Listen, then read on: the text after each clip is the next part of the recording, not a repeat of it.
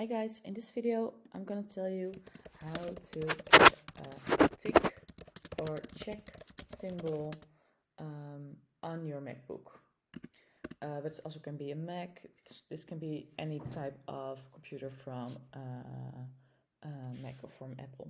So what you're going to do is you're going to insert. So this is in Dutch, but if it's in English it will say insert.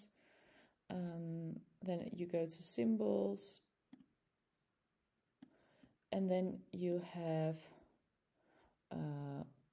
web things.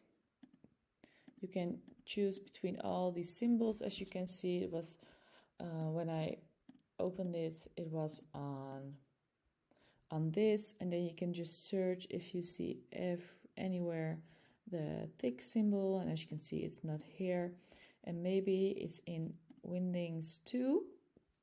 So I'm already seeing here so go to Wingdings or Weddings. It's one of those two.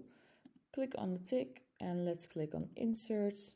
You can also click on the tick in a box and click on insert, and then I'm gonna check for close.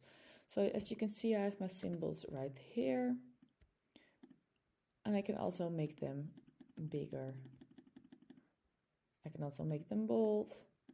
So here I have my symbols now, and if I want to use them very fast, I just have them here, select them, Command C, and then Command V, and then I'll paste them.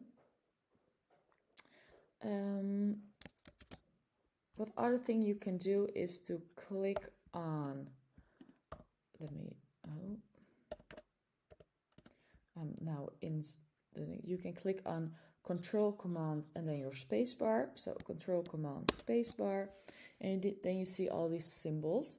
You can click on this thing next to it, next to the search bar, and then you can click on bullet points, it will say in English, and then you can look for the check mark, as you can see, and you can see here very much variations of it.